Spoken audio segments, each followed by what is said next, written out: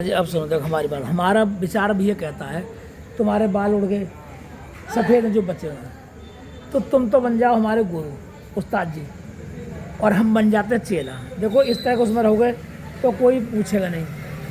पीले रंग के गेरुआ रंग के कपड़े बनवा लेते हैं दोनों के दोनों, गुरु चेला बन बैठ जाता है। मैं चेला बन के ऐसे तुम्हारा है मैं वो सब मैं चलाऊंगा, तुम मौन ही रहोगे कि हमारे गुरु जी मौन रूपी है, मौनी गुरु जी ये बोलते नहीं, आपकी बात को सब सुनेंगे, इशारों से बताएंगे और हम आपको उसको अर्थ समझाएंगे क्या है क्या नहीं है।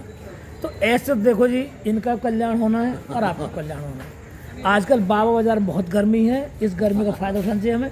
वैसे मौसम गर्म हो रहा है तो गर्मी का फ़ायदा अभी नहीं उठा पाए, फिर वक्त बाद नहीं करो। किसी बाबा को देख लो, करोड़ों से कम नहीं, अरबोंपति बने हुए। हीरेंद्र शास्त्री जी वो बाबा बन के देखो क्या टहल का मचा रखा उन्होंने। नित्यानंद जी हैं और एक और अनिरुद्धाचार्य जी हैं, एक वो हैं जिनको हादसा होता है 1-1.5 साल पहले जो भगदड़ मच गई, तो वो हैं। और बहुत सारे बाबा जिनके नाम है, इन पर करोड़ों अरबों की संपत्ति अथाह संपत्ति है। दुनिया को कहते हैं कि यार माया, इसके पीछे मत भागो, माया का संचरण मत को संग्रहण मत करो। माया दुख की जड़ है, फसाद की जड़ है, सारे कलेश जड़ है, लेकिन वही माया इनके लिए सुख शांति समृद्धि की जड़ है, समृद्धि की पहचान। तो ये कैसी माया है जो एक आदमी के लिए गलत है और इनके लिए सही है, ये आज तक मैं समझ नहीं पाया, न इन्होंने कभी बताया इस चीज़ का। ये साधु संत हो गए, इतनी बड़ी महंगी महंगी गाड़ियों में घूमते हैं, लग्जरी गाड़ियों में घूमते हैं, ये कहाँ से लाते हैं? कौन सी माया जो इनकी खेल खेल रही है? मैं इस चीज़ को जानना चाहता हूँ और उसके लिए सबसे बड़ा रास्ता है कि खुद साधु बन के एक बार देखूं कि दौलत आती कहाँ से, माया कैसे चल के आती है, जो आम पब्लिक के लिए दुखकारी और मेरे लिए सुखकारी है।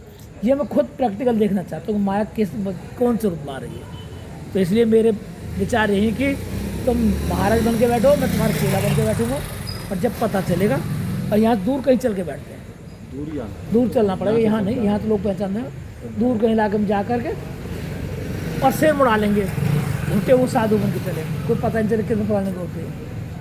तो इसलिए बाबा बाजार गर्मी का फ़ायदा उठाना पड़ेगा, नहीं तो मर के साथ मुल्तान में आत्मा भटकेगी। क्या आराम करो, क्या करके आ गए, भूखे आ गए। तो इसलिए मौके का फ़ायदा उठाना पड़ेगा।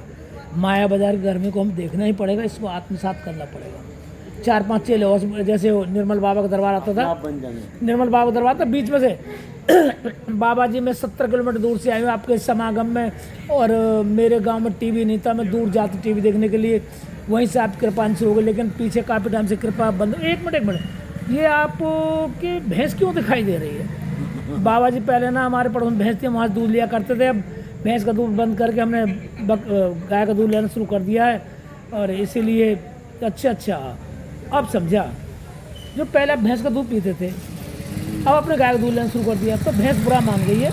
इसलिए आप गाय का दूध भले पियो, लेकिन हफ्ते में एक दिन भैंस का दूध पिया करो, उससे कृपा आनी शुरू हो जाएगी, कल्याण। तो ऐसे ऐसे आशीर्वाद दिया करेंगे निर्मल बाबा बनकर। एक को कह दिया समोसे के महक कहाँ से आ रहे, तो बाबा जी मैंने 2 साल पहले समोसे खाए, तो उसके बाद नहीं खाएंगे? नहीं, अच्छा आपने 2 साल पहले समोसे खाए, अब एक काम कीजिए, एक बार जाइए दोबारा समोसे लीजिए, अपने सारे पड़ोसियों को खिलाइए और कृपा आनी शुरू हो जाएगी। इतनी आसान तरीके से कृपा, पानी पर, अरे बतासों से, समोसे से, उन्हें तो हमारे गुरु को फेल करते, गुरु तो खिला सही करते थे। ये तो इलाज उपाय ऐसा बताते हैं कि गाय को वो ले आओ, भैंस का दूध शुरू कर दो, कृपा शुरू हो जाएगी। कृपा इसलिए अटक गई है। तो ऐसे बाबा बाजार बहुत अच्छी गर्मी रहेगी, और मैं और आप दोनों चलते हैं, और बहुत सारे चेले हमारे दोस्त बन जाएंगे। और जय जय महादेव, हर हर महादेव।